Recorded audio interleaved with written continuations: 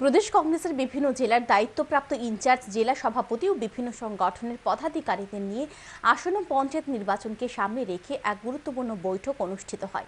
প্রদেশ কংগ্রেস ভবনে আয়োজিত এই দিনের বৈঠকে উপস্থিত ছিলেন প্রদেশ কংগ্রেস সভাপতি আশিস কুমার সাহা, কংগ্রেস বিধায়ক সুদীপ রায় বর্মন, প্রাক্তন মন্ত্রী মনীন্দ্র রিয়াং সহ অন্যান্যরা। প্রদেশ কংগ্রেস সভাপতি আশিস কুমার সাহা সাংবাদিকদের মুখোমুখি হয়ে জানান, ত্রিপুরা রাজ্যের নির্বাচনে প্রতিদ্বন্দ্বিতা করার মতো পরিবেশ নেই।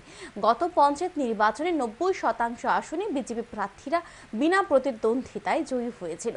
ভয় ভীতি প্রদর্শন করে ও সন্ত্রাস করে বিরোধীদের মনোনয়নপত্র জমা দিতে বাধা দান করা হয়।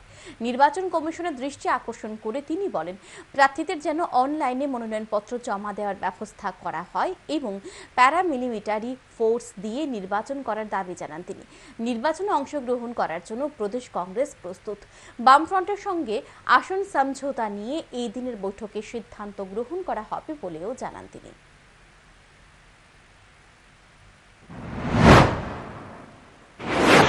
আসন্ন পঞ্চায়েত নির্বাচনে দলের নীতি নির্ধারণ করে এই পঞ্চায়েত নির্বাচনে প্রতিদ্বন্দ্বিতা করার লক্ষ্যেই এই সভা আহ্বান করা হয়েছে।